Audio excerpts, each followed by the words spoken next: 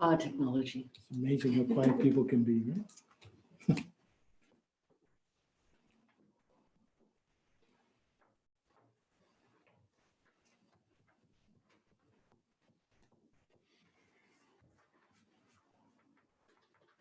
It's like waiting for the starting gun for like a sprint. I know, right?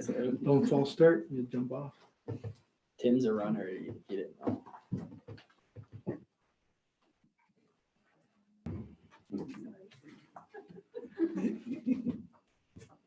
Tina likes being put on the spot too. So if you Yeah, I have any know. questions at all, just feel free to ask. And that color of red right now, pay no attention to it whatsoever. I just got a text saying it's working. So There. Oh, there you go. Oh, good. Good. All right. Carry on. Appears to be working. So, So as MOE has requested, we have to have some training done with the wayside attendants. Mhm. So we've had 2 sessions done with them. There's a few more that they will have to do. They're, a couple hours here and there for training. And Steve has been looking after that for us. Does this include our household hazardous? Yes, Excellent. yes. As you are all well aware, we are still into winter, and we've been doing a lot of cleanup and removing the banks on the side streets and kind of all the piles and trying to get that sorted out so there's no significant amount of flooding for everyone. What does Floyd look like?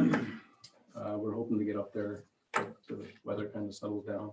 They must have had more than the village though. No, actually about the same. Oh, really? Yeah. So it's about between the 30 to 40 centimeters. Wow. Frank Cowan, insurance inspector, was here on Monday to inspect all of the buildings for the works department, and they also did the rec and the fire departments. So now we'll get into the waste.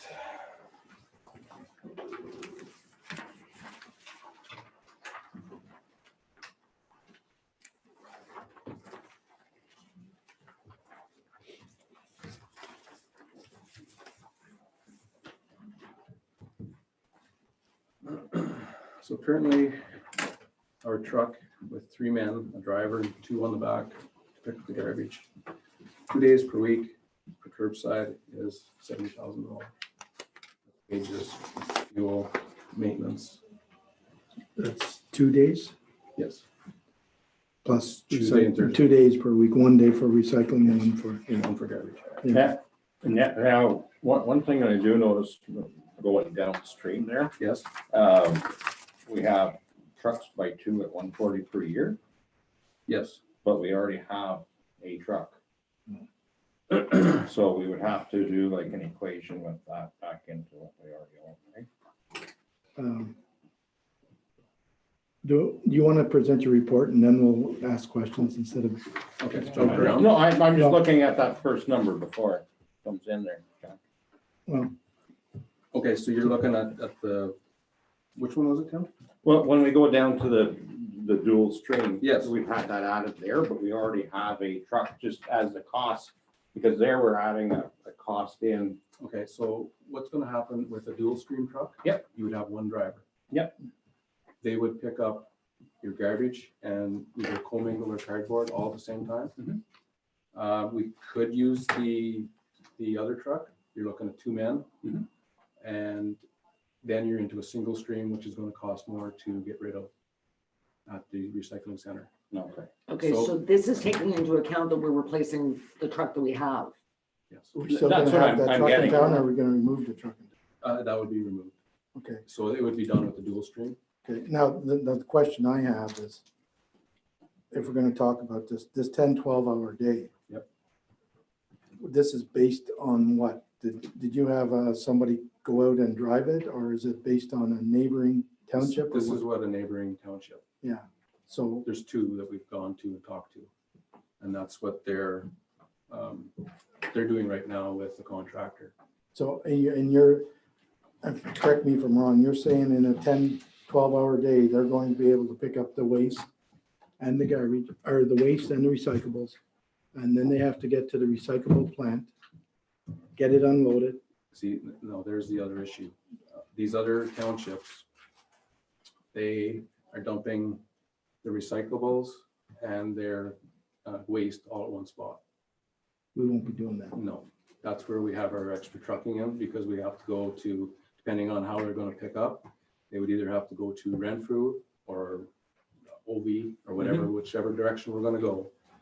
And then they would have to go to Ruby and dump that day. So they're prepared for the next day. So, and you think this can be done in a 10-hour day? This is what I've told. I have contacted another contractor who is doing the other neighboring townships. And they haven't got back to me with their report, because I've sent them maps, to give them details of the lay of the land. And I phoned him yesterday to make sure that they were still doing this, and hopefully they would have got back to us by now, but they haven't. They haven't. So go ahead, Murphy, you have a question? When I see this driver and three men, are you intending to have a driver and two guys hanging from the back like we? No. These dual stream trucks is just a single driver, Single driver. and he would get out And and throw the garbage and But he'd recycle. have to do every road twice. Possibly, Because you yes. can't go No, across. that's right, He'd have to do every road twice. yes. And what time would he be leaving in the morning to start this? Right now, everyone else, neighboring townships, they're running by 5 AM. So we'd have to have our roads plowed by 5? Well, in certain areas, yes, you would Yeah. have to have them done. Actually, Because- my bigger concern is that garbage not be put out at the curb the night before. And if you're saying that they would have to leave by 5, that's not good, right? That's when we're gonna see some of the problems. But my question is, so you've got 10 to 12 hour day. The whole township wouldn't have to be done in a day though. No, Like but we No, could no, split it up They would do it in 4 sections, okay, and that's so. 2 trucks working, yes. and it's still, I don't think it's still covered. Well, the amount of kilometers I have figured out is roughly about 1,255 per week. So if you divide that by 2 trucks, they're 157 kilometers per day. And that's including going to Ruby and dumping and going to Brentford or Pembroke to dump off the Okay. recycling. But the other problem that I see, Jason, is private roads. Yes. We're in the middle of winter. Where do you put your garbage? And in the summertime, when the cottages are here, where do they put their garbage? Well, This is a real problem. I mean, now it's not too bad. no, The skunks are sleeping, the raccoons are sleeping, and the bears are sleeping. But even if you have snowplows, I see this as a real problem. And then I don't know, I'm just trying to get a handle on how often you're going around. Then there are the resorts. yes. For instance, Bonnechere Lodge, which I'm most familiar with, they have a flip over day on Sunday. Sunday morning, the people that are in the cottage leave, and I see them going by every Sunday about 2:30 heading for the dump. Now, they can't hold this stuff. No. Like, how are we gonna handle that? Well, the other neighboring townships, I've asked them what's going on. They've had this in place to pick up for quite a while. They still are getting between 10 and 15% people taking their garbage to the dump.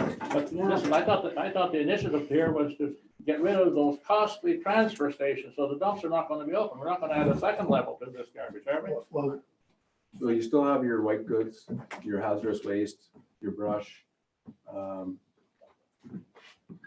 So you're gonna have waste sites open besides You're this. still gonna have things. But we never said that we were even considering closing down waste sites. I thought that this would just make our waste site days a little shorter, That's right. but not take Well, I thought away, the Yeah. was closed up. especially not Sand Road. No, And I think when we're talking about private roads, and I have had a couple of people from Lake Clear contact me, there is a concern about private roads and how this will be done. But I don't see a private road, and I think it was you, Tim, that brought it up. You treat it like a laneway. Mhm. So, my laneway, you could put, 4 or 5 houses on. So I don't see that that's any different. But again, I don't think that we should be allowing people to put garbage out the night before. Do we allow it in the village? there's no other way to do it. Some people do Yeah, I it. think it says, isn't it 7? See, that makes sense. It's supposed to be out by 7, But there's- But not the night before. but some people, if they're leaving early, they have no choice. They are gonna put it out. And if they don't feel like putting it out the night before, they can still have the option to take it to a landfill on Saturday. Yeah, Right, if it doesn't go, That's so, right. so there's answers to a lot of these problems everybody is talking about, you know? Nobody had ever said we were closing all the dumps. no, I was under the impression we were. No, there- that's been a rumor that's been going around. That's right, and I that- don't think it had ever been We're suggested. just in the research phase, like in the Absolutely. sense, like this isn't some Jason's going forward, we asked them to prepare a report so we can figure out the numbers and make a game plan for 2019. That's right. And with people having garbage pickup, you wouldn't have to have the hours open the length of time that you do, but you still have to have an option for somebody to go to garbage. And like I say, nowhere have I ever suggested that we close all our No, dumps. there's no possible way because you still have all your other. No. Yeah, The thing is, for the most part, and what this is we were looking at a garbage truck or a place to go with our stuff. And if we're going to be investing in a truck to do one job, why not make it put a good effort into making sure that we're not cutting our nose off to spite our face in the future by saying, geez, I wish we would have bought something that would have accommodated the whole municipality. Because now's the time to look into it and see if it's feasible or, or worthwhile doing. And that's all we're doing right So, now. if that's the case, then people that want to go to the dump, and they say, I don't want the bill for pickup charge. No, it's all or nothing, Well, Murph. I'm just No, but saying. if they want to go to the dump, let them go and do their chat or whatever they like to do, but you don't have to have it open 12 hours every day. And pay I'm for not the saying they're pickup all at the open. same time? Well, it's the same as people in Eganville going to the dump right now, Mark. No, I don't know. Absolutely. yeah, because we're never picking up household hazardous Just waste. hang on here. Before we get too carried away, I think you're still missing one huge component on here, Jason. For these trucks, I don't see anywhere where you're going to be storing them in the wintertime. Because we know with our current truck, you have to store, a garbage truck. So you're gonna need a garage to store these trucks in. Yes, So- possibly. So, well, Now, other contractors, they're all left outside plugged in. well, Yeah. you know how the hydraulics work I know. at 5 a.m. Do you want to start doing major repairs or what do you, like, I'm just, our plow trucks we put in for a reason. Yes. Our garbage truck we put in for a reason, because if it's not in there, it doesn't work. Can I just say something? Yes. I operate machinery at 20 below, 30 below, 40 below, at 2 and 3 o'clock in the morning. That's parked out all night long in the bush.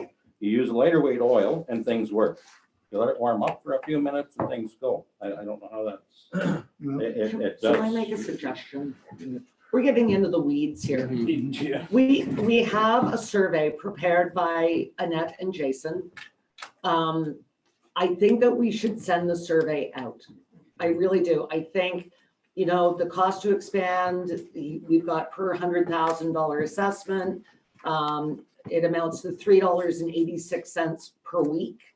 I think we let our residents tell us whether this is something that they want to have or not want to have.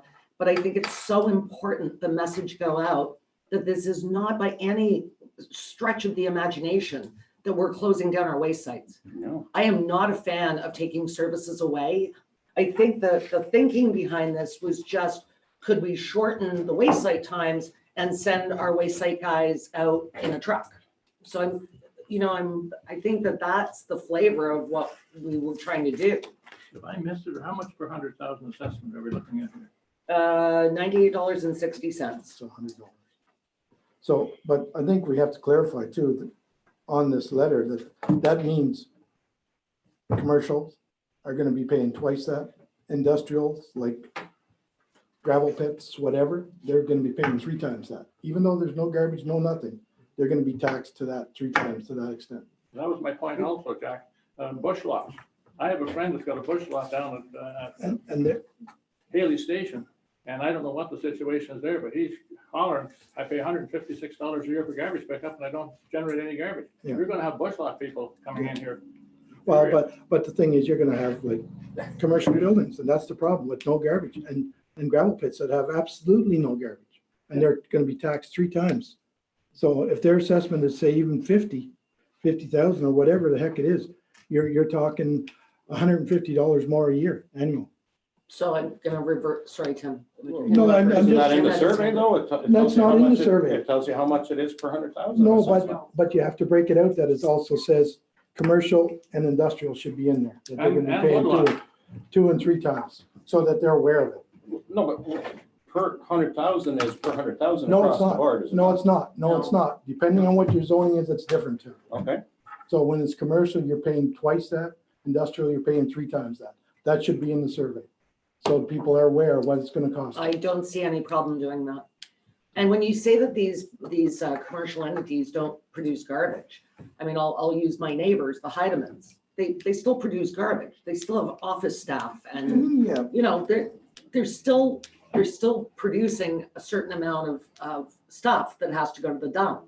So I'm not sure that the five of us are able to make an informed decision right now. I would like to see what our residents do with this Well, survey. I think that was, in my opinion, that was the whole purpose, is Absolutely. we're just in the research phase. Like, this isn't, we're gonna make the decision today or next meeting. What it is we're looking at what the facts are, is we do have to make a decision on our waste and recycling. So when we're looking at it, like, I agree, like, we need to send out the survey and see what people say, see if the interest, and be it, we have to send a second survey out, because we won't have enough respondents and stuff.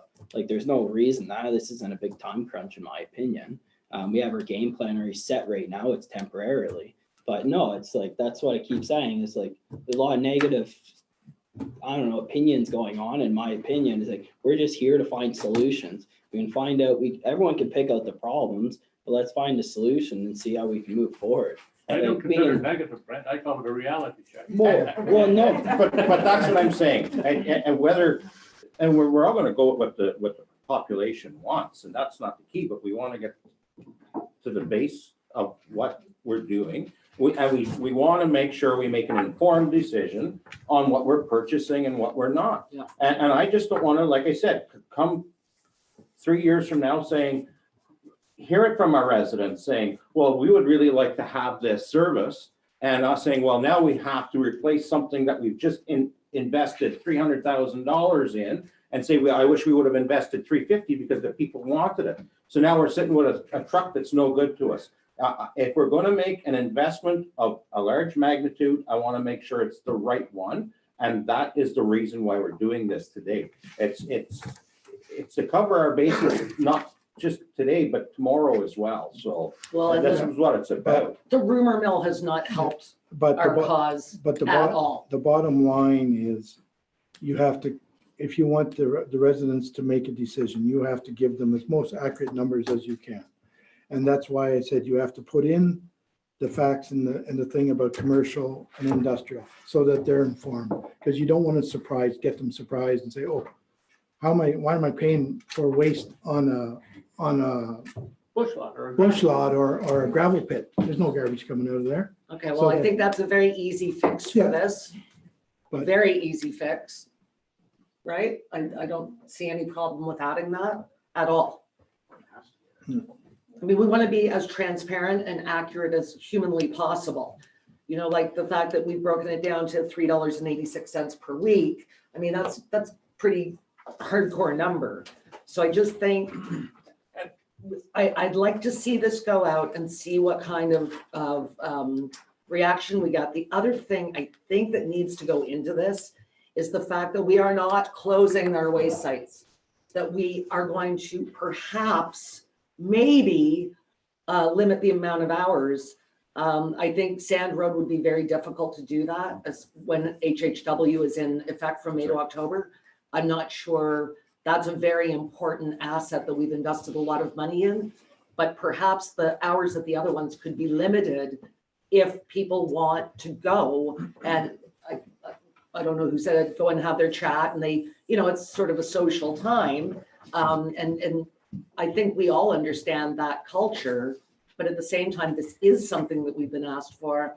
And I think it's our job sitting at this table to make sure that we do the research and we make the right investment, and we rely on our residents to tell us what they think. The only, one of the, oh, sorry, Jack, but, one of the things I was looking at was, it's kind of going back to like the sticker price again. It's just, I can't really see, in my opinion, a lot of people driving, say, from Foy Mount to the township office here to get their garbage stickers, for example, like, these you have to put it on the bag to buy and stuff. And that was something that like, I wouldn't mind also looking into, is if we're actually looking at this as a whole, is just incorporate that into, say, one bag that's included and stuff. Like on a Everybody weekly gets a basis. bag. Everybody gets a bag. Because in all honesty, like I live in Eganville, and I drive and buy 50 tickets at a time, like just because I don't want to come in. But that would not work for private roads. You'd have nobody, you don't have any idea who's putting it there. But the thing is, Jack, if there's 20 people on the road and they put 20 bags of garbage out, and if somebody one week put 24 out, nobody's gonna say, well, we can't take those for. Yeah, like There's only so much garbage that's gonna get dumped. For example, out, like Cornwall's like 6 per unit, so like I have a 6 unit there, and you have 36 bags out, and if the neighbor across the street has only 5 out, then sometimes someone puts one there. Like it's like you have your numbers, you have your ratios, and it's really. It'll work out at the end of the year. I guess the other thing we have to make clear too is we have to make the people in town aware of that their rate will go up as well. It's gonna change from the current 62 to up to, Well, this is going out to everybody. yeah, but just like they're aware that theirs is gonna change as well, not stay where it is. Well, we're not sending this out only to the people in rural Bonnechere Valley. No, but they're under the assumption, a lot of them are under the assumption we already pay for it, so it's not gonna affect us one way or the other. And that's not true. Well, we already have parts of Grattan being picked up by a garbage truck. And as far as I'm concerned, it's basically we're extending the arm. So I think that our residents deserve to fill this out and tell us what they think. absolutely. And yes, there is a cost associated with this. There's always going to be a cost associated with changing the service. But I think we let our people decide. No, And I agree with you, Brent. If we don't get a good enough reaction, I think you send it out again, Well, yeah, like because we're not in a hurry. no, and that's what we said. I think it was like 2 months ago when we started talking about the waste and recycling before Christmas. We said, do we have a temporary solution for 2020? And we do. So we can carry that on. We can figure out their numbers, and we don't want to make a rash decision and charge people through the nines. Like no one likes increasing taxes and stuff, but you know, I would say if a lot of people want the service and stuff, then something we'll look at, and that's why you have to look at the numbers side of it and the facts.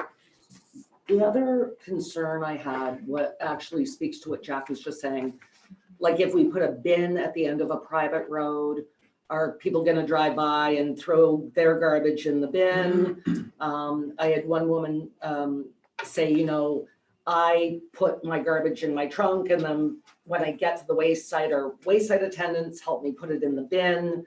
She would find it very difficult to put it in the bin at the end of her road. So I think on top of this, perhaps we need to ask the question, if you are not in favor of this, what do you see as the challenges? I would like to know, because I think that I could see where some people would find that difficult. I wasn't thinking of bins at the end of private roads necessarily. I just thought they put their bags out. But because realistically, we don't have room on private roads to put our bin out. We don't No, have well, enough it'd be property. on It would have private to go on property. municipal property. We don't have municipal, not enough municipal There's property. on some roads. intersections at every private road. But No, there's not. How do you get to the Wiki, road? for example, you go down Wiki Road, you don't have, at the end of Wiki Road and you go out, there's not a lot of room there just for the plow truck. Where are you putting it when you're putting it in your driveway? You keep back? I mean, the thing is, guys, it works in so many municipalities around the area. We're not trying to reinvent the wheel here. We're not trying to, it's going on right now in a lot of our neighboring communities. So it's not like it can't be done. So to give up on stuff, I'm sure we can adopt a lot of things from looking across the bridge there. Okay, the one thing else I want to bring up then, if we go ahead with this is going to shorten our dump, right? The life of our dump is going to be affected and shortened. Yes. So, because we're going to be putting more sand in our dump, because we're going to cover every other day, Every day. more sand every day. And instead of once a week, you're going to have more sand in your dump. So you're going to shorten your life of Ruby dump. One question, Jason, now, perhaps now in the wintertime, how much room is in the back of these compactors? Do they have to be emptied out? I think with the amount of kilometers that we would have to cover, I think it will have to be, yes. Okay. Yes. And speaking of that, if you're going to go to one-man operation, are you looking at a regular sized garbage truck? Or are you looking at a cab over, which will give you another 4 feet or so capacity? It would be still a 40 cubic yard. So the one we have right now is 25 or 24, sorry. So it would be up to a 40 cubic yard, but then it would be split in half because you have your Right. recycling garbage on one Yeah. side. Your garbage is a bigger side, but you're still carrying roughly the same. Yeah, okay. So yes. So can we give staff direction to change the survey and send it back out to us? I think that we can all agree to just email back and say, yes, the survey's good to go. The other thing is, I'm glad you put June 16th, because we have a lot of people down south right now. And I want to make sure that and they're mostly on, a lot of them are on private roads. I'd really like our snowbirds to have an opportunity to fill this out and not feel like they've been left out of the mix. Okay, we're good. But, For a minute? yeah, so, yeah, I guess, I just, do you have any idea how long, You figure, how Jason, much shorter that would make our dump for putting that much sand in? You're probably going to increase it by. So right now, when we cover, we're using between 20 and 30 cubic meters. Right. Sorry, tons. So you're still using the same amount, but it's going to be brought up because you have to put on top again. Right. So you're going to double it, So double, give or take, yeah. so for a week, you'll be putting double the amount of sand in.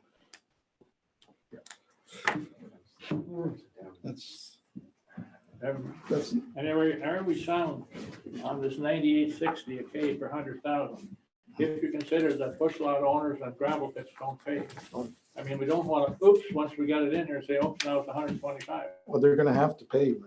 It's, if you do this, it's all in, or it's all or nothing, like I said. So it's gonna go on your assessment, and you're gonna have to pay. If not, it'll be back taxes. That's basically what it's gonna be. So there's no, you can't pick and choose if you're gonna pay or not. Because, like I said. I think you're gonna, if that happens, I think you're gonna see quite a delegation in here. Well, but this is what they're proposing, This is right? why So we're sending out the survey. this is what, and even your town people, I don't see anybody in town that's gonna be paying that 60% increase for the same service. I wouldn't do it. So, you know what I Okay. mean? So, anyways, No comments from the No, gallery, please. no, This but, isn't, no, you're so, not but- here as a delegation. so anyways, I don't think it's what it is. I will be very interested to see what people think of this. Because I think there are some people that are adamant that this be done, and there are some people that are adamant that it not be done. So we'll see how it fares out. I hope better than 9 years ago. Well, it's all we're trying to collect is the information, as we've said, a significant amount today. Yeah. Like this is literally us collecting information so we can make the right decision. For example, we've been sitting on the RV issue for the last 2 years and everything is like clear. So why are we rushing this one thing when we spend so much time on other things like issues and stuff? So that's all I'm saying is let's collect information, see what people say, and let's make the right one that's gonna be long term. Like we don't want to come back to the table in 5 years. No, and even with your assessment of the coverage, think that through big and hard before, you get an answer on that as well, because I don't think you should be put on the spot to give us No. cubic feet per minutes here at this time, because it's not something you can do sitting right there No, right now. no, but the So- bottom line is you have to cover it. every day. I'm talking. Okay, go ahead. So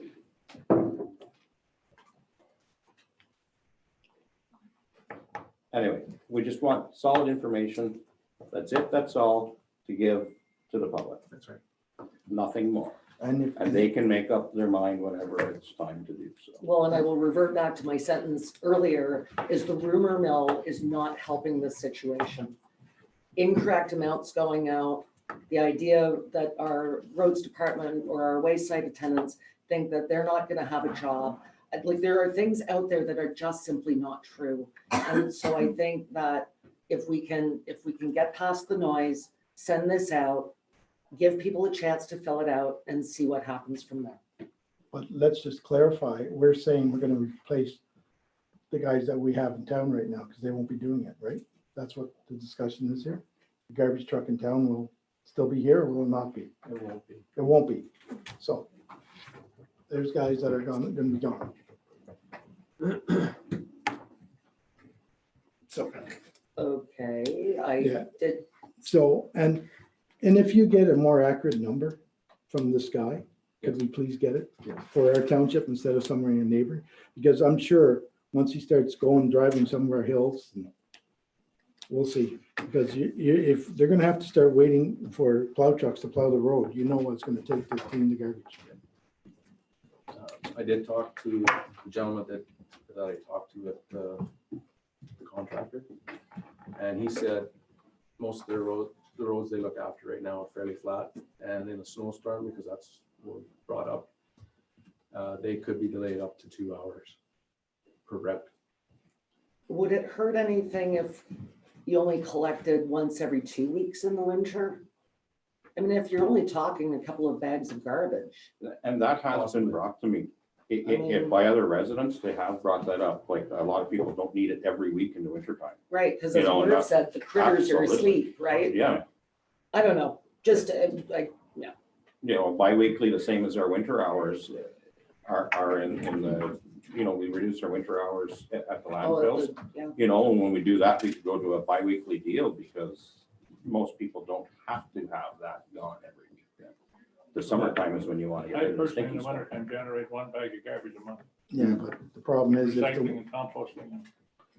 if the one person delivers and puts it there.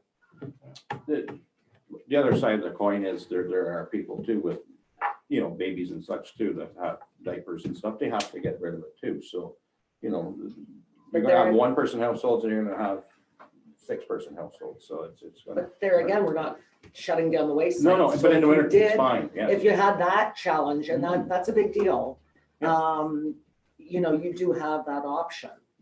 Anyway, guys, I think that this debate has been excellent, but I think that let's get the survey out and see what people think. We're good on that? I get, yeah. One question, how's our dump situation? Are you getting that resolved with our bins and stuff going away?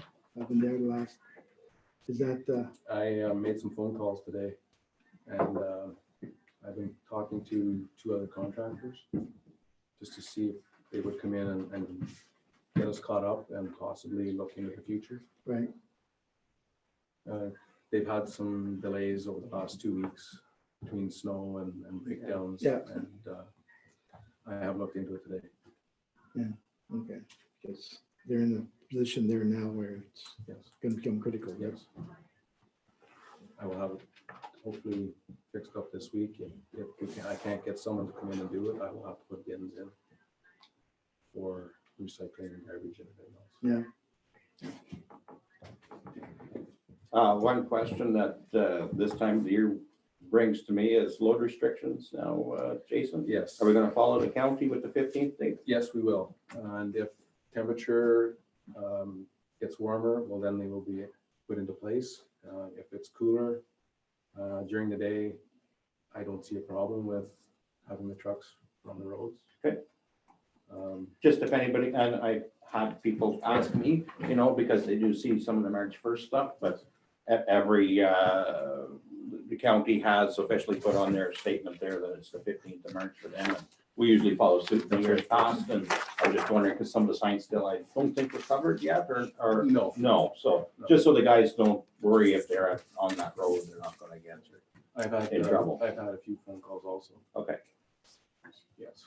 So I was going to wait for my Renfrew County update, but you're here, so you are aware that the first phase of 512 from Silver Lake to Miller Road is being started in May. Okay. Okay, didn't just know so that. you're aware. That's the expected start date. Okay.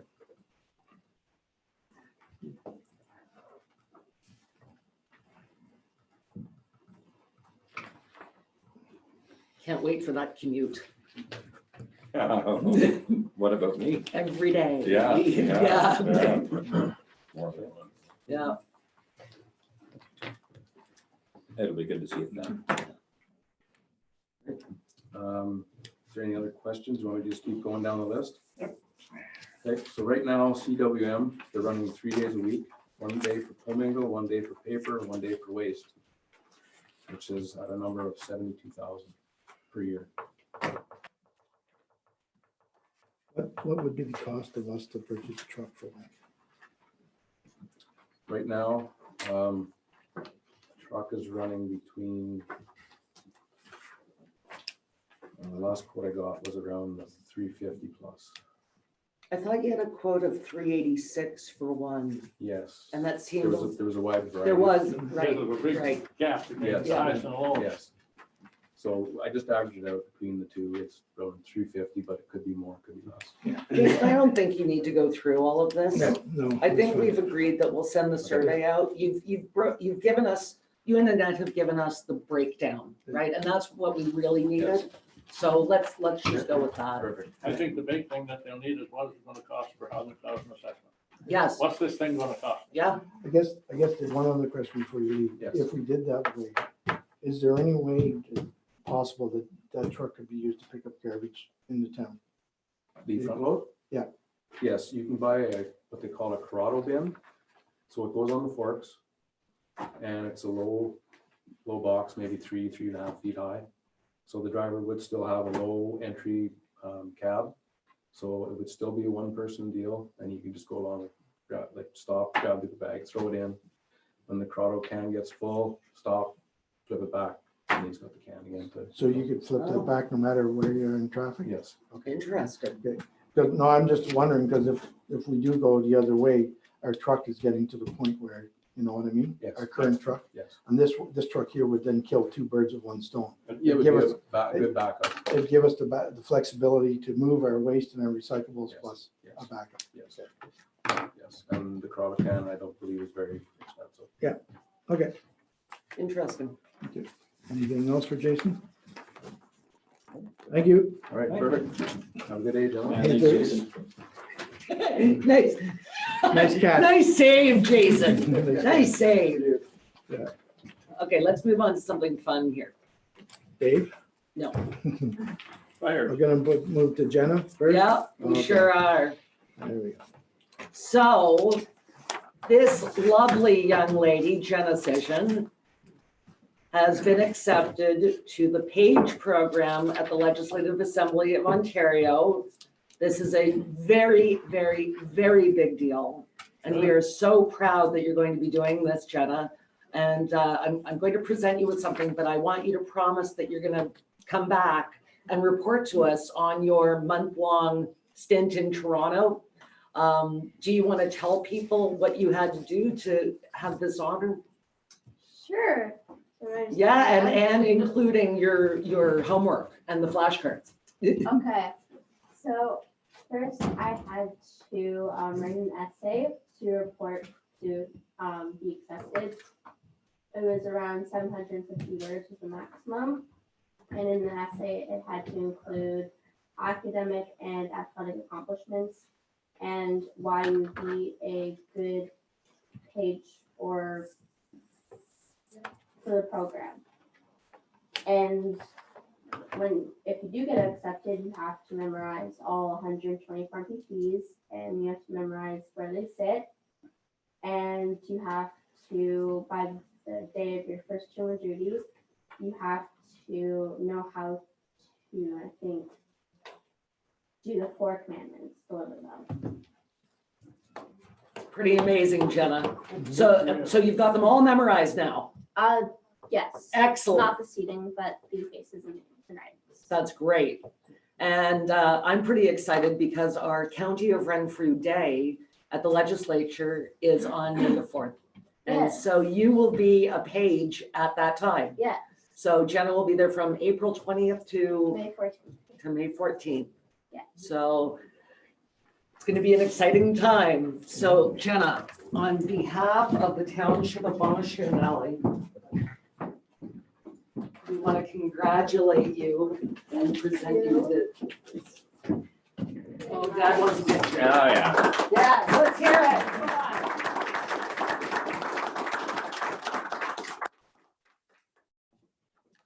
Jenna and I matched our outfits. Yeah, for sure. Hey, You want me to move there, Deb? I'll sit back down.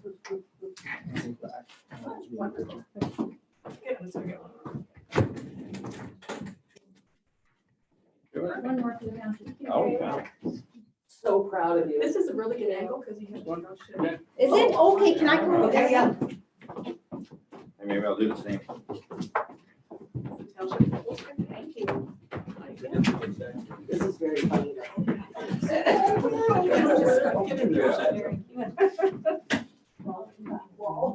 Thank you.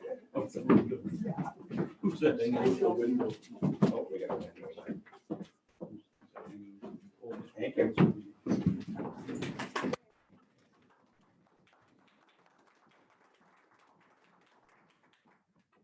Come to your house and start quizzing you down.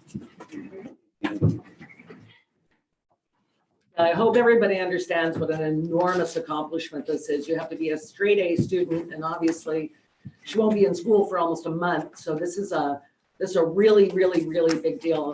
And coming from Renfrew County, it's and from Bonnechere Valley, we have not had too many.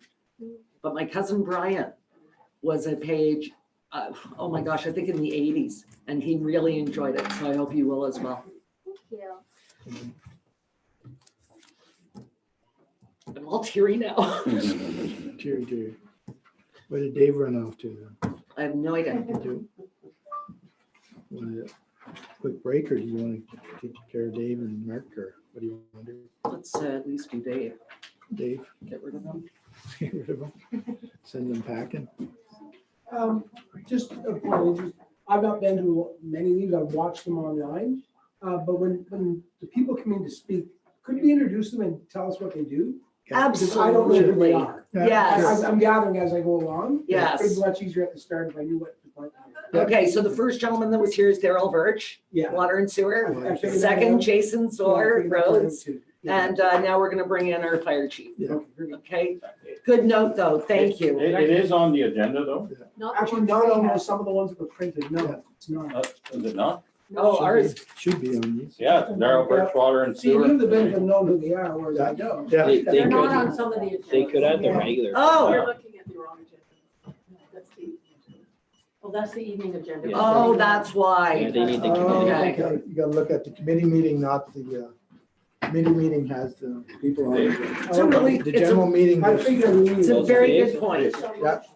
Yes. Yeah, I see that. Hey, We Dave, could you get spoke it. with Dave Loader. We can You're get, all- You're all yeah. good for the school. Okay. Yeah. You can If get, you need an email or something like that, I can confirm it. But it Should be fine. Sure. Yeah. Oh, we can get our department heads Yeah, to you're good. introduce I already sent themselves. it to chat anyway, so Okay. we're all good. That is a very good point. It never even occurred to me Nothing because altered. a lot of these people in the gallery have been here before, so. We've got a point from the gallery that people that are coming to the chair to discuss, if they would introduce themselves and what department they're on, so that they know who's talking. So you can be our first victim there. But yeah, Jean is just handing out the correct agendas. Thank you for your service, man.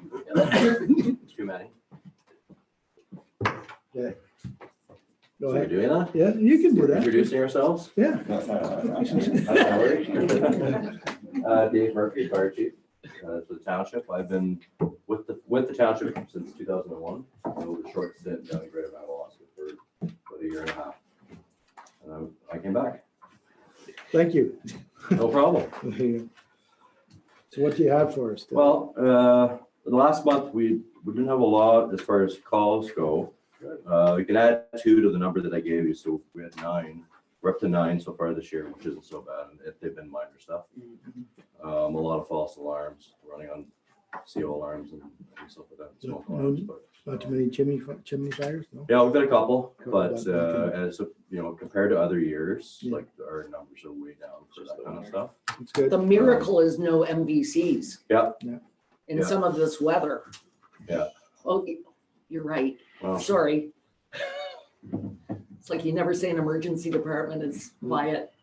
No, that's right. So, yeah, we started off quiet with MVCs, which is good. But generally, ours have been the fall, summertime and fall are big ones for that kind of stuff, the road stuff. So our department of vehicles went through safeties this month. Glad to report nothing major. So we do have the Dodge rescue van that's up at Station 2. It looks like the turbo is starting to fail on it. So we're gonna have to keep an eye on that. It's intermittent in and out. It's got a variable geometry turbo in it. And because it doesn't get a lot of miles, that turbo is not activating enough. So it's one of those downfalls of not having a vehicle sit, right? So, but we'll just keep an eye on it. It's been intermittently, it's not causing a real big drivability problem, but if it starts to act up, we're gonna have to put a turbocharger on it at some point. But other than that, everything else has been good.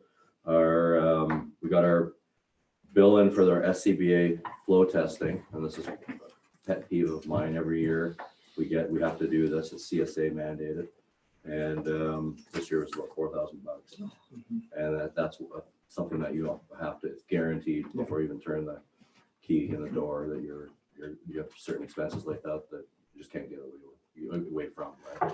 Ministry of Labor stuff. They're doing our ladders this week, which hopefully will be okay as well. Hopefully we won't have to replace anything. We went a busy year last year, and we didn't have to take a ladder off the truck once, but the ladder slept and stuff. Yeah. Right. So it's just one of those things. Today I renewed our online training, and it managed to get a 10% discount out of them this year. So with some concessions for new recruits, so that typically what we've had to do is if it's say a recruit came in halfway through the renewal year, you'd have to almost pay, you'd have to pay for a whole year, right, for their online training. So what we did is we came up with a deal where we were able to do 6-month contracts, and now we're down to 3 months. So if somebody comes 3 months before our contract's up, we can just pay for 3 months instead of a whole year. So they kind of prorated it for us and gave us a 10% discount this year. So it's saving us a fair bit of money. So I'm happy with that. Like I reported last council meeting, Les Brinkworth, who's our new OFM EM advisor, will be attending on March 24th. He will be doing, he'll be here present for the Governor General Awards that will be giving out to the 2 firefighters, another 20 years now. So do you want those certificates to say March 24th instead of March 3rd? Probably. But it doesn't really, I don't think it matters. The Governor General ones say January 10th. Oh, okay.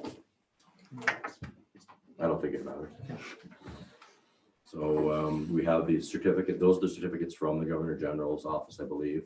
Plus there's township ones, and I have the medals. I have them at home as well. So that'll be a nice ceremony for them. I'm glad the OFM advisor is going to be here. Considering he's now new back to the area. So right. It'll be nice. He's also going to do a presentation. He's going to do a half-hour on the essentials and our asset stuff. So that'll be, I think that'll be good. Everybody to be involved in. Also, I did send in the package as well. This fire marshal is really looking hard at some of the stuff that's been a burden to the fire chiefs and administrations in the fire departments in Ontario. They're streamlining some of the processes and, for lack of a better word, dumbing things down so that they're not so complicated. So you don't have to be a lawyer to fill out forms when it comes to things like I sent you here, when it's orders for inspection orders to close, orders to pay costs, that kind of thing. The previous paperwork was terrible to do. And if it wasn't done 100% right, it was tossed out if it was ever challenged. Now it's been more plain word type forms. So that should work out really well for us. Especially, we haven't really had too much experience with the orders to close or pay costs, but inspection orders, we do. And they're a long drawn out process, and it'll be nice that it'll be a little easier to do. So efficiencies, I'm still waiting. I did get an idea from Ralph Sell about dry hydrants. like I said, if it's at the shore, they're about $5,000 pop to do, right? So, which isn't bad, you ballparked it, it's about that. I'm having some struggles with downtown. One of the neighbors texted me, but where we would have to access on his property would not work in the wintertime. Oh, okay. Because with the snow load and nowhere to put snow downtown, Right. we wouldn't be able to get in there and access a dry hydrant. It was very kind of him Oh, though to absolutely, reach for out. sure. I think Yeah. he texted me during the meeting, so I Yeah. suggested that he contact you. Yeah. I thought it was a lovely gesture. So I think what we'll have to do is for downtown, have to be a combination of, if, let's just not have a fire downtown, but if we do, it'd be a combination of the hydrants and shuttling water, just like we did the fire on Jane Street. There's really no feasible way to put one downtown. So It's a shame. right now, a important one is in front of the Opiongo Mountain Resort and Constant Lake Road, where the river cuts across, just off of Highway 41, where we typically draft water from. It'd be much safer to have a hydrant there and just hook up to it. So, yeah, so I'm waiting on our communications person, Doug, to have Motorola and Kenwood are getting back to him with a couple of different variations, like I told you, different options as far as communications equipment goes. I also want to know if I can get, you said go like worst case. Yep. And then we'll sit on it and we'll see what the county's going to do. I think I have a communications committee meeting in April at the CAC Center. So hopefully Brian Leahy will have a better idea of where the county's going to go. If we have to go to a P25 system, or if we can use one of our own in-house radios to tie into their system. I'm not sure exactly how it's going to work, but P25 would be awfully expensive for townships because we're about $4,000 a radio. And I hope that's not the way, but if it's the way I think Brian was talking about, then it should be just a matter of our standard radio will tie us into the system. So hopefully that's how it works. Well, I know that there was a lot of consideration taken into, what the county's going to do, because the 17 municipalities all have, or I guess 16, all have different communication devices. Mhm. And so it's been sort of a back and forth with the chiefs, I guess, Mhm. and your communication committee on what is the right way to go without, sending a bill to each of the local municipalities that we just can't afford. Doug's also going to come back to me, and we talked about this, about changing the radio system internally in the township, to a digital type format Mhm. within the townships, which would mean works would have to change. Like everybody get on a different. Water would have to change it all. Like yeah, everybody would have to change. I said there probably wouldn't be an appetite for that soon because it would be expensive. Because we're talking mobile radios, portable radios. Put a digital scanner in. There's lots of different options that Doug's gonna come forward with. That we, down the road, it might be something to consider. Modernizing our radio system. It'll allow us to have two different repeater channels, so we're not walking on each other. Yeah, it'll give you more access, right? That's Yeah. what the sense is. Yeah. It'll give you more access and So the system, it'll allow the analog to come in from the dispatch, and it converts it, and we deal internally digitally, but there's drawbacks to that. But he's going to put something together, and I said, well, we might as well put it out on the table and you see where you want to go with it. If the roads and the rest of the departments that use radios don't have any issues, then it wouldn't be worth an investment like that. make sure he knows our terrain before you do that, Yeah, I know. He knows. Yeah. because the Yeah. terrain is Mhm. totally different. So I don't Acceptability. see us doing Yeah. that. That wasn't really something I really wanted Yeah. to entertain. I'd rather stay down on. So, and also the tough books and the tablets from the paramedic service. I'm still waiting on paramedic chief to get back to me. I guess they're just finished budget and they're working on their new platform. So he is going to bring something to me to see what style I like, and what I'd like to do is maybe have James have a look at them, see how viable they are for us. That's a And if good they look idea. like they're going to work, Yeah. it's going to be nominal cost. they're not the county's, basically giveaways at that point, right? So it'll work out for us, I think. Mhm. Yeah. But other than that, that's all I have for this month. See, you're still getting some new recruits in? Yes. Yeah, we're still doing that. That's worked out well. We have a new recruit class. I think there's 5 right now that are the brand new people that are going through the process right now with Kevin, so our Great. training officer. Mhm. So it's it's worked out well. It's one of those things. It's a roller coaster ride, right? With the fire department, you have times where you're short, times where you have people are knocking down your door, and it's no rhyme or reason for it. It's just the way it is. Times are short and times are plenty. That's right. Anybody have anything else for Dave? Thanks, chief. Thank you. Gone away easy today, we didn't even cut your budget. Yeah. That's coming pretty soon. That's coming. It's coming. The reason for Dave being on the fire department is actually sitting behind him.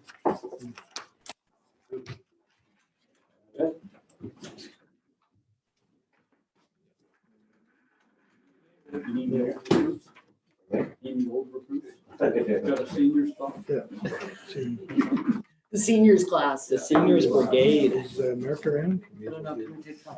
How you doing? We can take a break, I guess. Okay, we'll take a 5-minute break and then track down Mark. He's gotta be around here somewhere.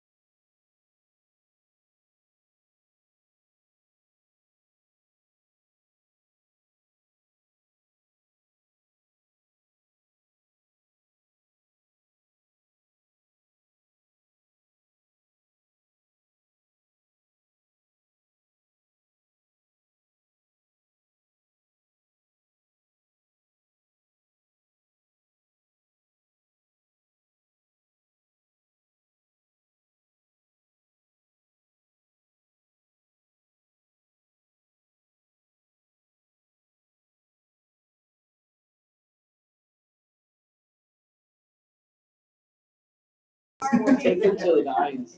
Foundation out, terrible. Okay. Lucky. Ready to go? Yeah. All right. Okay, Mark, could you introduce yourself to the group? Because people need to just do that. Hello, I'm Mark Schroeder, I'm the chief grading official. Thanks, Mark. It's a new thing we're doing. Yeah, As a request. we had one of the gentlemen asked if they don't know who everybody's there, so it's probably a good idea. Especially when we have a larger group of people that aren't normally here. Okay, so I guess what we, first things first, probably, are we gonna do is building inspection or report or not? We're only a couple of them on there. There's only a couple on. There's only- There's only two on there, okay. Okay, and then I guess the next issue that we're here to, gonna talk about then is the RV issue concern we have at Lake Clear. I guess what we're looking at, Mark, is according to the building code, how is the RV rated? Is it rated as a vehicle or what structure or what is your, They're not regulated under the building code. Okay. They're regulated as a vehicle for the highway, because that's why they're licensed and plated. So that's where there's a bit of conflict, I guess, with our zoning? zoning. Yeah. Yeah. So, but whenever zoning bylaw and building code come into conflict, a building code overrides. So that's what I had to follow. Okay, I had no choice in Right. it. So, if they're under the building code, they're not a structure, if they're plated, licensed, towed down the road, I do not regulate them. even if they're hard surfaced or, Then that changes. As Soon as somebody, say, puts a roof on it or constructs a deck, like, it has to be a substantial deck. Yeah. And you gotta use judgment. Yeah. Then they would require a construction permit for that, like if they built something like a screened-in porch or a something. porch or whatever. And then that structure has to comply with zoning requirements, like for setbacks and things like that. But what about if someone has a roof, freestanding roof, Yeah. a deck Hang on on. it, they pull their trailer up in the winter time? Can I just pause there? I'm sorry, guys. We can't have anybody back here behind. I just the can't table. hear, Mark has You'll such a have to quiet go up voice. closer on that side. No, we have stuff on the computers and stuff. Oh, that okay. can Mark, you sense gotta the speak up. phone. But no, we just can't. Talk with bravado. Okay, Understood. Thanks. Go ahead. If you had someone that built a freestanding structure and a deck, and they have their trailer in there for the summer and go south for the winter, Yeah, is that considered a structure then? oh yes, that, I issue permits for That's that. not, yeah, okay. But that's not what impact talks about. Well, impact and building code are two totally different things. They're not combined at all. So in your estimation, and I'm not suggesting that you've been out on Lake Clear or any other lake to see how many are hardscaped and how many aren't. Can you recall even in the last few years, how many building permits you've issued? Well, I would kind of throw out a estimation, probably like 1 or 2 a year type thing, Okay, of people that come to me for permits for it. Now, with that being said, probably the majority don't come for permits for it. okay. But I can't police everything. That's right. And that's exactly what road I was headed down, Mark, is enforcement. And I think that would be very difficult. So I think my challenge with this, with all of this, and I would certainly love to see 30-meter setbacks for anything on the lake, but that's probably never going to happen because of not only our zoning, but also the official plan and the provincial policy statement. The road I'm going down here is one of the challenges I have with the grievances is that the people on the executive are saying that these RVs are a form of development and there's no development, there should be no development allowed on a sensitive lake. So, yeah, that, so where my challenge with this is, if we're saying no development, which is no RVs, aren't we also saying no building permits period on Lake Claire? I mean, I'm just, that is not a road we would ever want to go down. I'm just saying that if we're at that point of saying there's zero development, that means if you want to build an addition on your cottage, that wouldn't be allowed. Yeah, but that's not the case though. Like example, you have a vacant lot on Lake Clear, you can build on it. Okay, so you can build on it. I totally You agree. comply with the township's setbacks requirements. But could you also not put an RV on it? And what is the difference? If somebody has a vacant piece of property and they want to pull their RV on it that's plated for the road, Probably I have no You have no authority jurisdiction. to Okay. enforce anything. It doesn't seem quite fair, especially say you have this vacant piece of land and you want to build a cottage, but for now you're using an RV. And again, I'll go back to what I just said. I would love to see 30-meter setbacks.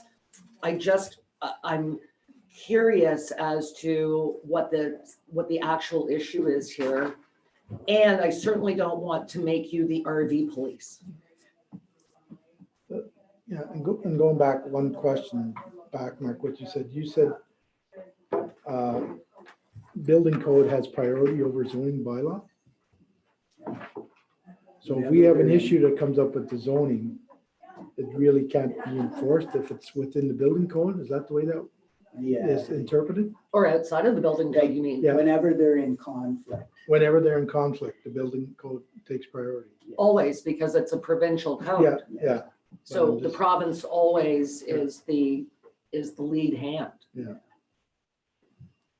So therefore, if it has a plate, it's really none of our jurisdiction. Yeah, like for at least myself to enforce anything on it.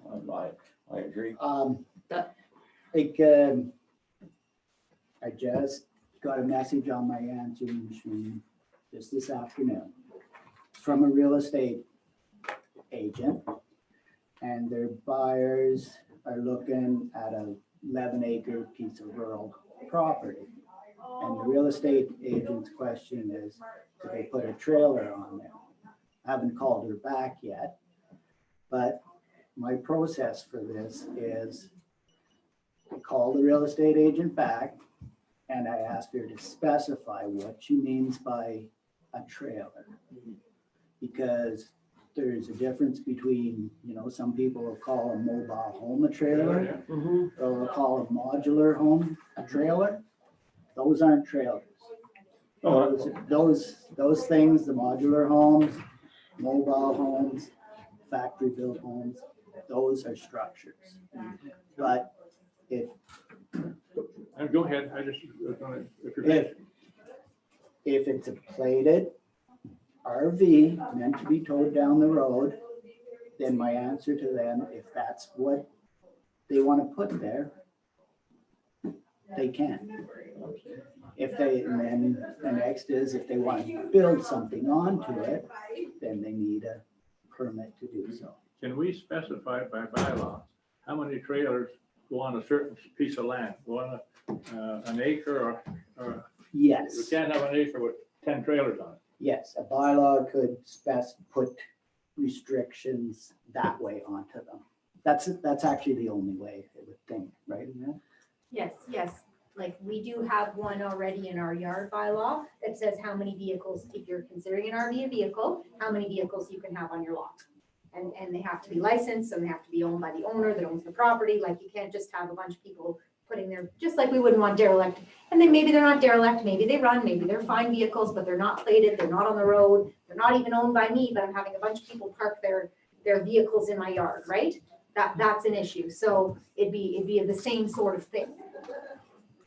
So what's our current one say right now? Is it 4? Is I that- think it's 4, yes, Yeah. correct. And that's on an acre lot or? I don't think No don't think size? they specify a And size. this is where our zoning bylaw needs to be cleaned It's, up. it's vague. Right, and I received a great email from a resident and I forwarded it to Annette. He had some excellent questions about, lot size per lot, setbacks, that kind of thing. And I really appreciate people reaching out like that. But definitely, our zoning bylaw has to be amended. But I think that some of these alternatives that you presented us with, Annette, I think maybe we need to extrapolate on some of those. Just because if we're opening up the zoning bylaw, let's do it once, do it right. I think, and I've got to go my memory way back and seeing it in the yards bylaw, that the 4 per acre were sort of developed around the thought of not necessarily the lakefront, but people having a whole bunch of trailers on an acre lot, or people running a trailer repair business. As she said, we can't have a whole bunch of derelict cars. We also can't have a lot with a whole bunch of trailers on it. Right. That wasn't, I don't think lakefront was ever thought of when that was developed. And it's interesting that it's in the bylaw that it's in. Yeah, But- and it just Property specifies standards vehicles, bylaw, it doesn't specify recreational vehicles, it's just vehicles, and they have to be licensed, and they have to be owned by the person that owns the property, But so. we also talked, Yeah. and this is going back too far, I think we also talked about trailers at 4 per acre. Somewhere along, maybe it's, And maybe that's, because the zoning bylaw is a little bit unclear in its wording, whether they're allowed or not allowed, so. But it's- Yeah. the thing is, if it's plated or such, that is totally acceptable with the owner, right? But it also seems that even if we clean up the zoning bylaw, we still have no enforcement tool through Mark, whether we wanted to or not. No, that's gonna come through our yard bylaw, like Yeah. if you clean up the zoning bylaw and you say, because right now, one section says they're vehicles, one section says they're structures. So we need to clarify whether they're structures or vehicles, and if they're vehicles, then they would be enforced under the yards bylaw, the same as all vehicles. Okay, so I think that you've just given us the answer that we're looking for then. Yeah. If they're between you and Annette, if they're license plated and owned by the owner, they are vehicles. And it's no different than me having, my Volvo in the garage. Again, I would love to see the setbacks, but I'm not sure how you do that with some of these properties as well. see, with the setbacks, we've even given margin variances, you can't have cottages Close to up the shoreline, Right, and then make someone in between go back 100 feet. Well, neither are you gonna put a setback on someone's vehicle that's on their property anyways. Like if I have a car, it's like you can kind of put wherever you want on your property, neither can we dictate that. Really, like the question really comes down is like at what point where's the distinction between recreation or structure? And I think it's kind of common sense, it's licensed and plated, it's a vehicle. And then if the CBO is in question, like if something is a structure and stuff, then obviously we can take a look at it and deem if it is not or is.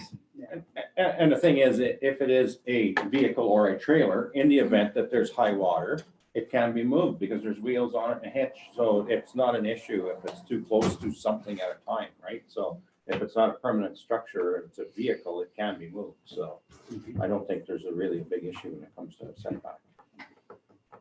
I'm just a fan. But there again, people, like I say, they back their boats into the water all the time with You're right. vehicles. They go right in. I don't think it's gonna hurt anything anymore with a trailer parked on a piece of property away from the water, so. The other like I say, thing that isn't necessarily addressed that I'd like to know, gray water rules, privy rules, that kind of thing as well. So Those fall under the building code, they do, under part A of the building code. okay, They're all classified. And like an outhouse or a privy, they're in the building code. There's parameters on those, Okay. like with setback from property lines, setback from waterways, but they don't require a permit. They're the only, it's the only item in the building code that is like that. okay, But then as soon as you get into like class 2, which is a gray water system, it requires a permit. And again, needs to meet setback requirements under the building code. So when you say That's require, interesting. when it requires a permit, then RVs require a permit for to get rid of their gray water, is that what you're saying? Or, It's, again, if somebody comes to me, has a vacant piece of property, mhm, and they want to install a septic system on there. So as long as it's a properly designed septic system that, say they have an RV, they want to pull there and use, they travel somewhere, they travel there, they park it there. If this septic system is designed to handle whatever waste is coming out of that RV, or they could even propose a future house there. So the system is installed and inspected, I issue permits for it. That's it. They can dump their sewage into there Okay. because it's a properly designed septic system. and if it's not, then if they don't have a septic system, then they have to have a holding tank and then move it and get rid of it. That's right. Yeah, then That's- the unit would have to have a holding Big tank. tank, so they can, Most of them do, don't they? no, yeah. but Oh, I just- Well, yeah. I would say all Yeah. of them Oh, all of pretty them, well okay. do. I- Anything that comes out to go up and down the road usually has holding tanks on it for sure. Yeah, because And there's tanks you can buy to dump your holding tanks into the tanks and come and use our RV dumping That's station right. here in Eganville. like, There's no reason. you take a look at our highways in the summer and Absolutely. they're full of RVs. Yeah. Yeah, that, There's- And big one. And yeah. But that Canada, it's a company, they must be doing very well. They're all over the place, RV those Canada. RVs. Oh, yeah. Oh, is that what it is? RV in Canada? Yeah. Well, Mark, you've given us some new, or not new, but more clarified information, and I really appreciate that. I think that maybe we just need to suss this out a little bit more, just maybe with the email we got, some of the questions answered. I found that very interesting, and I can forward it to everybody if they want it. So I guess then we'll just take a look at it and then do some appropriate changes to our zoning bylaw so that we can clarify the structure Yeah. and vehicle issue, so that's clear as mud. At least then we have it cleared so that we know what we're talking about, because right now Yeah. it's a little. And for ambiguous. you to know what we're talking about as well. I mean, You know, it's, you've got a part in this. I have to make a decision somewhere, you know. Exactly. It's good when we're all on the same page, Mark. Yes. Absolutely. So At you'll least in be, the same book. so you'll be working with Annette on this, Yes. getting this together so that once we put it together and make sure that we're not crossing over into, you know, the building code and anything that you're saying. Excellent. Yeah, I appreciate that. All right, I think that's good. Thanks, Mark. Thanks, Thank you very Mark. Thank you. Okay.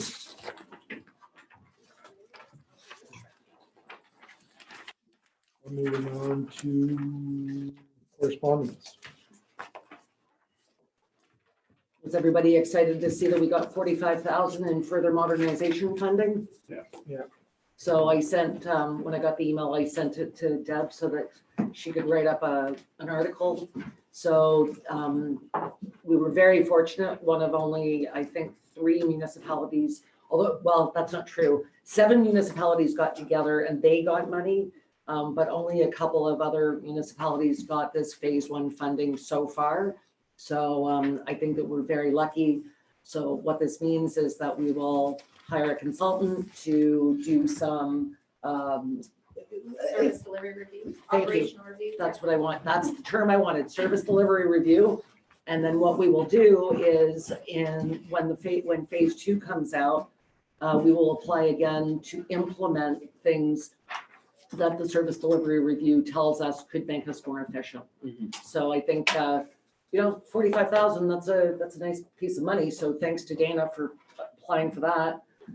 I was very disappointed, however, in our Celebrate Canada account. They kind of cut that one back, didn't they? Again, Again. yeah, $1,250. We had one time, we got about 2,500. I know, it keeps going down. I don't know what's wrong. Well, Jack has just got to pray for water. Yeah. Exactly. Mhm. They're gonna come and knock. Just don't answer the door, Merv, when it knocks. That's right, for fireworks. Yeah. I think my hands will be tied with that. I think The so. board pretty well I think we're dictates. gonna have one of these years. So, The only other thing I wanted to touch on was this piece of correspondence about the volunteer search and secure team. Very interesting letter. This is something that our RAT and our Sierra team with our paramedics do. So perhaps we should respond to the correspondent and maybe suggest that they touch base with our chief paramedic. It was an interesting proposal, in my opinion.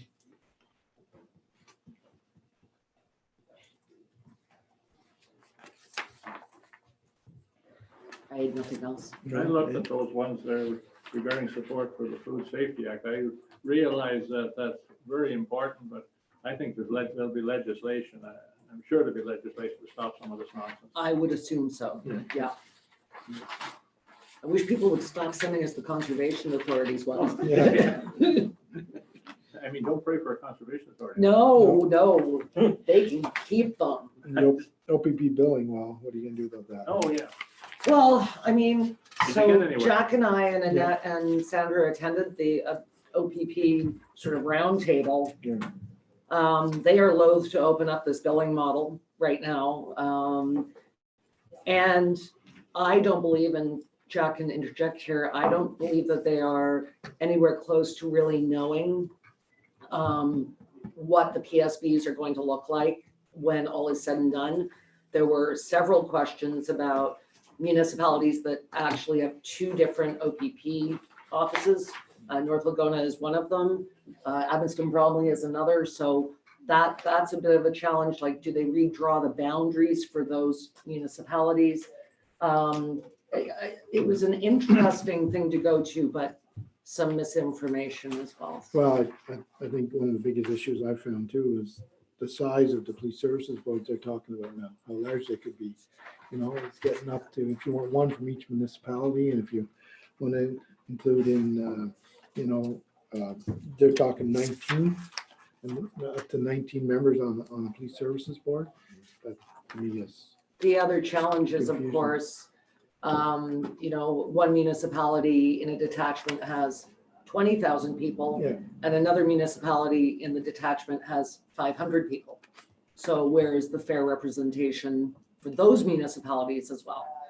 But I don't think they're, I'm not sure that they're any closer to a decision. And there was a lot of fire in the room, let me tell you. I was none too pleased when the woman from the Solicitor General's office had the audacity to say that when we hire a new staff sergeant or detachment commander, that the police services boards are advised in advance of who is up for the job.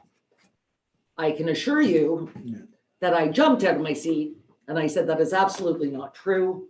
I made sure I checked with Jack, of course, to make sure he wasn't advised. But I will tell you, I sat on the hiring panel for our new Killaloe detachment commander. At no time did I know his name before I walked into that room for the hiring panel. So. And I'll confirm that likewise, when I sat on the hiring panel when Colin Slight was picked, no, there was no. Yet somebody from Pembroke said that they were advised, it was Pembroke, right?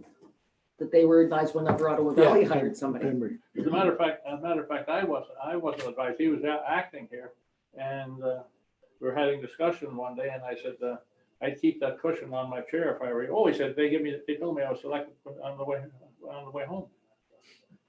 Wow. Okay. I mean, I knew who was selected, okay? Yeah. But it wasn't made public. Yeah. Right. Yeah. It wasn't made public. Yeah. Anything else on correspondence? No. We'll move on to new and unfinished business. Did you want to add more to the county eventually? I was just going to say, I'm not sure if everybody saw the provincial policy statement was passed. No. Yes. So I am assuming that the county of Renfrew will be putting in more remarks. It did not turn out the way we were hoping. So I'm going to assume that Jim McDonnell will be back in the fray with the county of Renfrew over this. It was a bit shocking to get that email. When's the document gonna be, like, is it released now, fully? It will be. Oh, okay. The next two are just resolutions for tonight, right? All three. All three, even on license too, okay. Number 5, dog park. Yeah, so it's just that last meeting, we just talked about, just like, we'll talk about it more at budget when Jason's here and stuff, just make sure he can put into his like work schedule and all that. But I was talking with Heather, who's like the lead on the project with Sean as well, and they're just wondering more of a letter of support just for the fundraising side. So roughly, I did bring drawings as well for like, and has the dimensions on and everything for it. And really what they're looking for is just a kind of a show of commitment, just saying that like, because they're gonna start fundraising and stuff for it. Just saying that we support the dog park, and in my perspective is that when we did our roads tour last year, we saw the dogs go in the bathroom on the ball fields, right? And this is a pretty prime location when you look at it. It's unused, doesn't impact the works. We went over with Bill, Jason, and Steve as well back in the fall and stuff. Really, it's just kind of formulating. So what the volunteer group, which is about 20 people, they're just kind of looking at me like, just that we support them in fundraising for this, and that they're well aware that we won't have a contribution amount, be it in labor, in kind, or anything, until we go over a budget, obviously, and they're well aware of that. But absolutely, we can write a letter of support. And this is so this just kind of gives dimensions and stuff as well. And kind of, so pretty much it's going off of the existing like the water and sewer fence line that's back in there as well. And Daryl's well aware and everything. And pretty much the entryway is just off of on the right hand side, because the actual geo trail doesn't start until farther down. But there's actually a geo trail sign that's there right now that's existing. So then what will happen as part of the fundraising, we'll be putting up a new sign for wherever the geo trail wants as well, and then reutilize the structure there as well. So yeah, so no, it's a big group and big volunteer group, and they're actually having meetings every about 2 weeks and stuff, and they just want to really get the ball rolling and stuff. So we gave them a kind of a ballpark figure what we went over with like Steve and I and stuff, and then but that'll obviously change depending on what kind of contribution we have. So they're just proposed to put in 4-foot chain link fence, or? yeah, so exact same as what it is, and it'll be carried over, and the purpose for that is just it's township property. Obviously, we want to keep it all consistent, and there'll be 2 entryways on it, one for like the dogs and the walkers themselves, and then there'll be one for machinery as well. And pertaining to the machinery, we cut that anyways, and I'll actually make it better for equipment now, because we'll actually have a level playing surface. For example, if we need new fill to get brought in, we have fill from the project last year along the boardwalk and stuff that we do have on our site that we could utilize in that. And really all it's going to be, in my opinion, at budget, it's really figuring out what the volunteers can do, what can our works do, and what can we contribute, or what do we have to fundraise for, talking to business owners, be it Packer plates and stuff like that, right? And the 80+ meters there, it gives them a good place to stretch. Yeah, so in that. I looked at that, that's great. Well, that was one of the things that Bruce McIntyre was telling us, that you really need that long run, Yeah. right? So we added another about 20 meters onto it off the original design. I really didn't add much added cost. But no, when you actually look at it and stuff, so it should be a good project, and the volunteers are willing to work with the township, whatever. And they also understand that we're the lead on it. We're working the volunteer group and stuff, but obviously between Jason and Steve and stuff as well. I think it makes sense too to utilize fencing that's already there. Yeah. Yeah. Okay. Sounds good. Sounds good. Could we get administrative direction Yeah. to write a letter of support? I'd be happy to sign it. Thank you. Way ahead of me, It's right? on my action list. You're way ahead of me, Budget like you're meeting, dripping down. budget meeting times, dates. Annette was proposing March 20th. It's a Friday. Good. 9 a.m.? 10 a.m., 2 p.m. 9. Does that work for you? Yeah, see, I got clearance from the boss. 7 a.m., 6 a.m., 5. 4 AM? 4 is good. You guys are funny. Everybody in favor of 4? I'll bring the Baileys if we come in at 4 a.m. Oh, my gosh.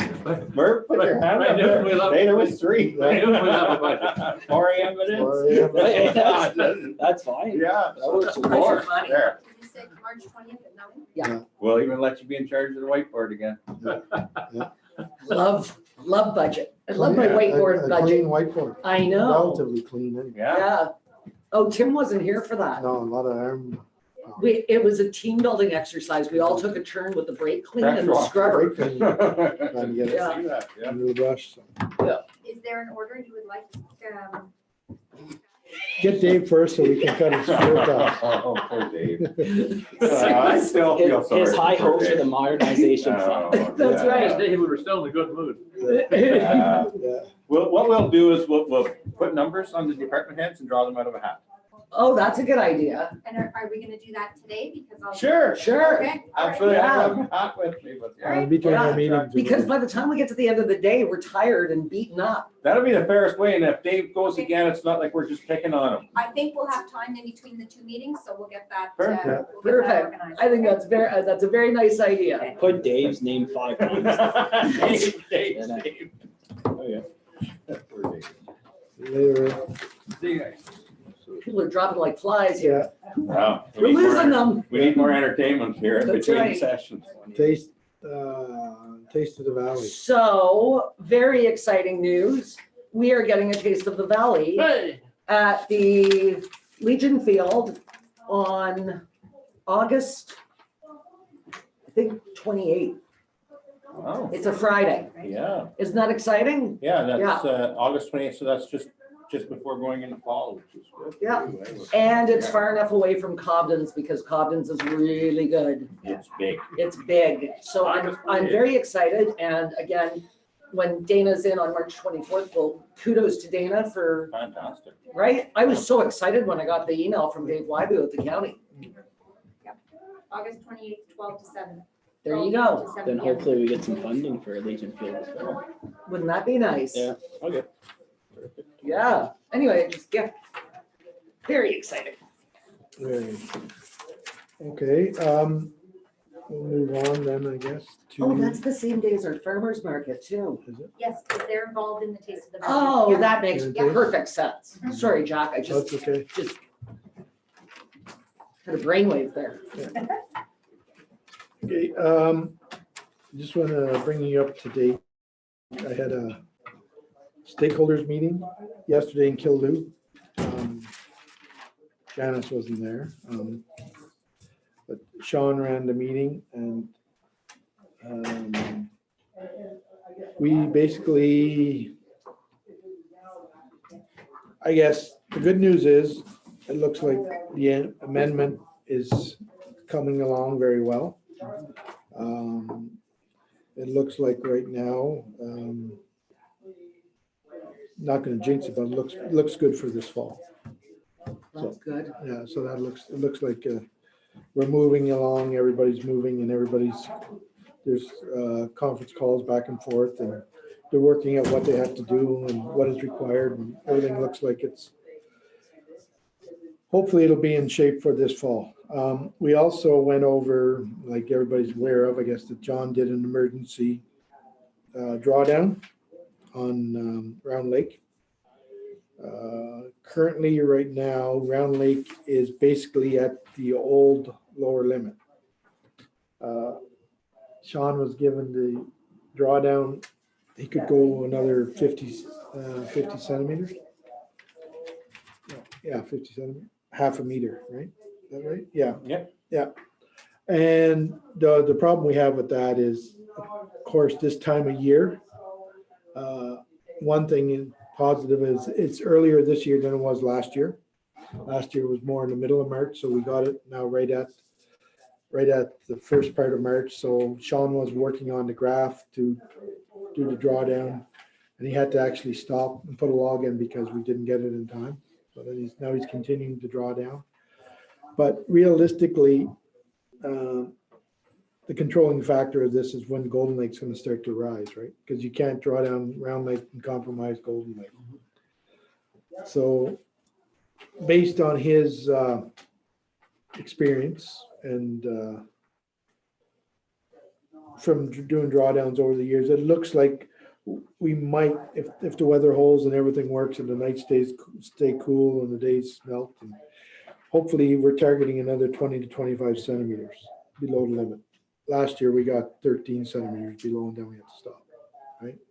So any more we can get below, of course, is going to help Round Lake.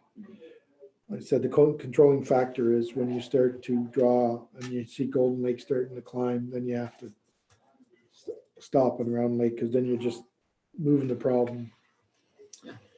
Even though, yeah, even though he's been, and that I just made that I'm aware of it there, even though he's been taking logs out over the last couple of weeks, the water's been coming out of Round Lake, but I've actually been seeing less water at the dam here in Eagleville.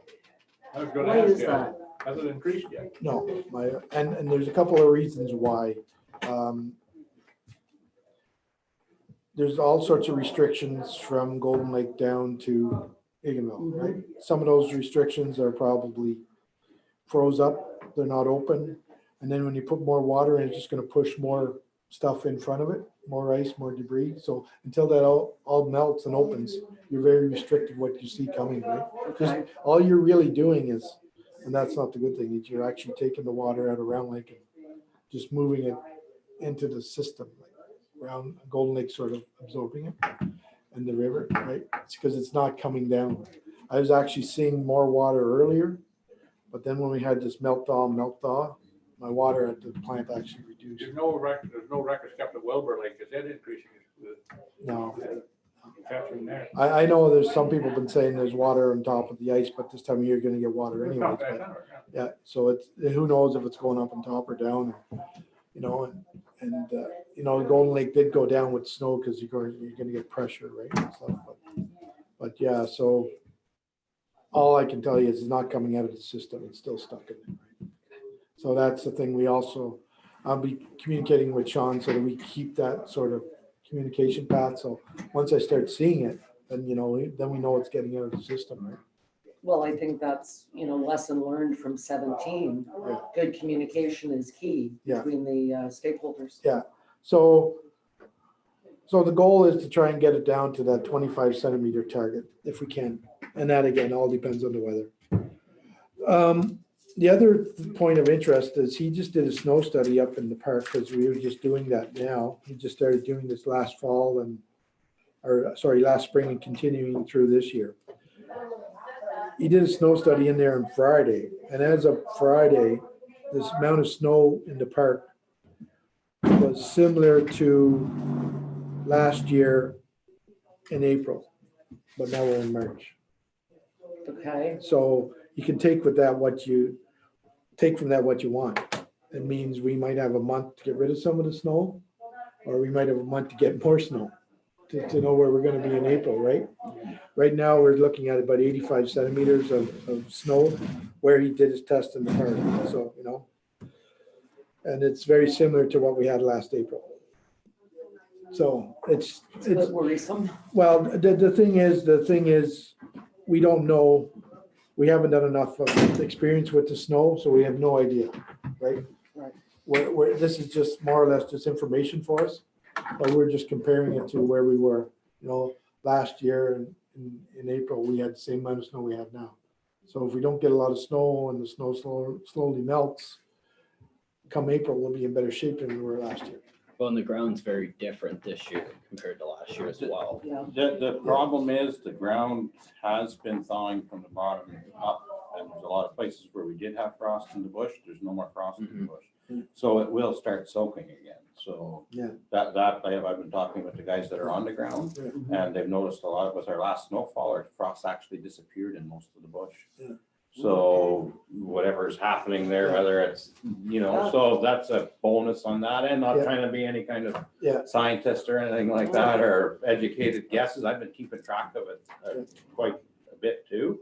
And I know the snow load in the areas where our gangs are in the park, they're getting up there again with this last shot. But they're nowhere near where they were, I believe, in 2017 when we were up there. And I remember the walls of snow were just absolutely insane.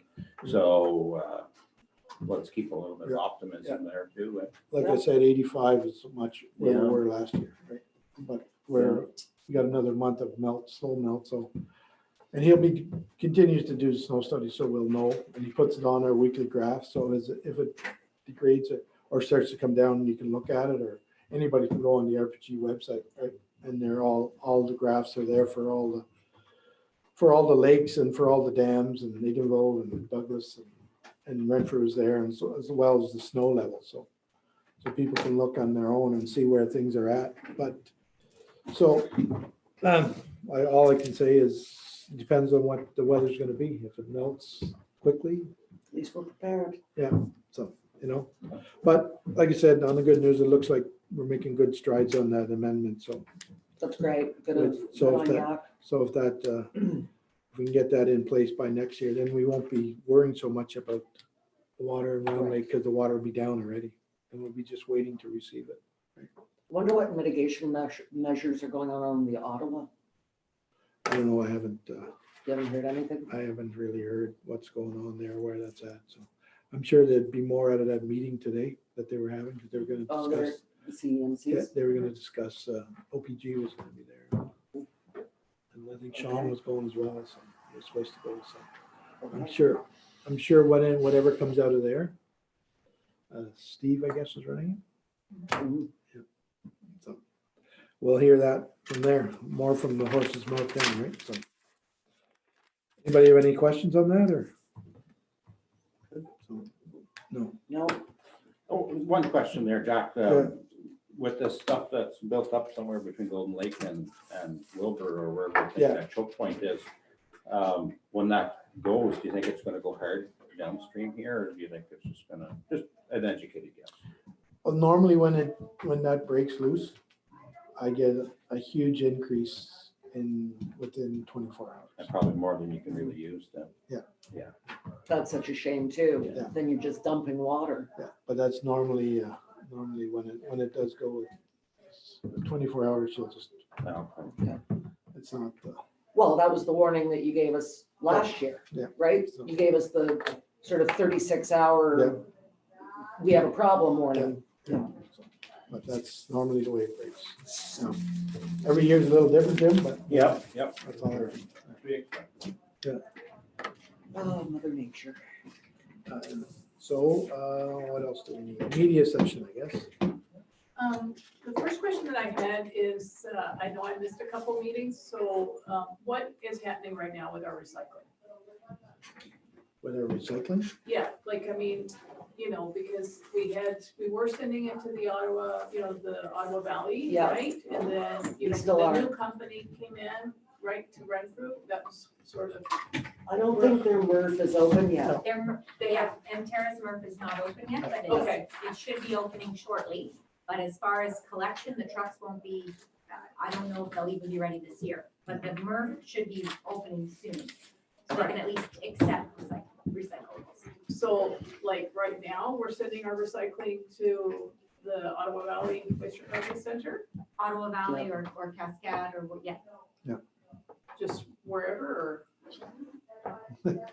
Yeah, we don't have a contract specific to anybody at this Yeah. point, so we're ready to move if we need to. or, okay. Yeah. Yeah, because no, I just remembered that, they had said that, they were opening up, after, Bowman's closed, that they were opening it up to some of the municipalities, and it was sort of, but yeah, I thought it was in a contract, and I thought that's sort of a little bit of the background too, and trying to figure out what's going on with recycling is that there isn't a contract right now, Not right? now. No. Okay, so right now, it's just sort of Pay as you go. flowing, Yeah. okay. Hopefully not. I know. And so the other thing, back to the RV issue, from what I was hearing you say, Annette, I guess the RV or vehicles, it's supposed to only be 4 vehicles on a property as well? So it's how they're classed, in our zoning bylaw, because our zoning bylaw is 4 townships put into one, Right, they're defined as, like recreational vehicles are under the definition of vehicles or structures, which are 2 different things. So it shouldn't be defined under the same definition, you know? So we just have to clean it up so that it's specific to what it, to. because there are a lot of people that have more than 4 vehicles on a property. Oh, you're talking about cars, now, Oh, right? you're That's just, what I Oh, mean. that's our- That's what you were saying. that's our You said the yard. word vehicles. that's our yard bylaw. It's Yeah, the property standards bylaw. Yeah. Yes, and I heard that. And so, and that's supposed to be that we're only supposed to have 4 vehicles on a property, That is, pretty sure that's what it says. which is, there's a lot of properties that have more than 4 vehicles. Absolutely. And there might be specific, Depending on your zoning, of your Yeah. property, right? If you're residential, commercial, And I- R1. I thought there was something about derelict vehicles in there as well. Unplated, Derelict vehicles. Unplated Different, yeah. vehicles is what you're only allowed to have, so many. Or unplated vehicles. Yeah, because if you have them licensed and insured, I've got 4 vehicles in my yard all the time or There are more. only 2 of us in my house and we have 4 Well, that's vehicles. what I was just thinking, Yeah. like, I thought that. Yeah, 'cause that if didn't it's really plated, sound you're allowed right, to have because, as many like, as Yeah. yeah, plated. But we can look into that, Deb. Well, Or anyway, It's a we good could point. anyway. It's a good point. Well, no, I just heard that. Should be I able drive to. by a lot of properties, Jeez. there's a lot more than 4 She wants one for every day. Well, and if all you're the time, and I just didn't know, like. a married couple with 3 kids, Oh, yeah. you'll probably have 5 cars. Oh, yeah. Yeah. Or if you have a Dodge, you want to buy. I'll make the kids walk then. Yeah, no, that just sounded sort of off to me, so I just didn't. Definitely something we'll look into. It's probably Yeah. unplated. it's probably the Yeah, unplated. derelict, yeah. Okay. I know that there is something in there. Because I thought that should change then. Yeah, Yeah. absolutely right, Yeah. Because Debbie. if you did, I mean, I know that our township doesn't, isn't running around, setting the bylaw officer because we don't really have the capability right now. But I mean, at some point, if you have another council and they decide to hire 20 bylaw officers and just send them around, there'd be a lot of properties that have more than 4 vehicles on there. So anyway, that's it for me. Thanks. All right. And you did a little interview with our superstar? Yeah. Yes, I did. Excellent. Yeah, which is a separate story, but that's really, I told her we'd also do a story with her when she got back to here and I went. Yeah, that, yeah, I'm so What glad that happens you at the came. County of Brentford Day at the Ontario Legislature? Pretty Because you were neat. saying she was gonna be there when there's the County of Brentford. Day. Yeah. So what happens during the County of Brentford Day? Oh, it's just a day that the county councilors go on a bus Okay. and, yeah, and we go to the They do legislature. this. I like going to the legislature. I thought the province applied for funding for that, something that Yeah. urban board. No, so, if you can, that the lodging and the Meal. everything is on the parents, for sure. That's crazy.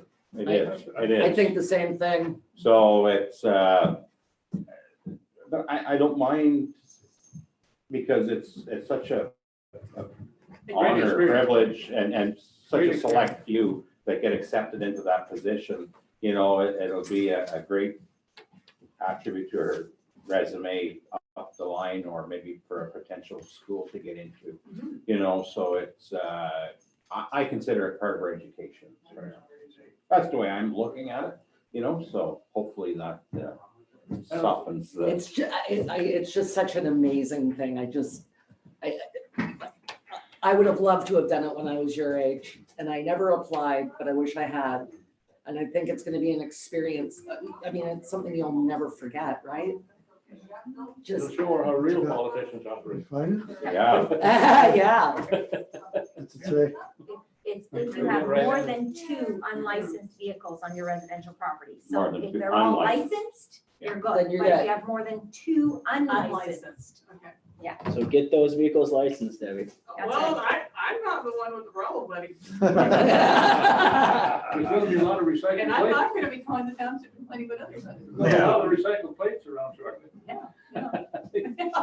Get a few of the old. Oh, I know, got some of the old ones from the garage. Yeah. There you go. All right, so I guess nothing else. We'll have a motion for adjournment. Tim? All in favor, right? Yeehaw. Yeehaw, no, We're we're back clear. until 5:30. Yep. Oh, we're gonna revisit that. I got some pushback from people saying, what if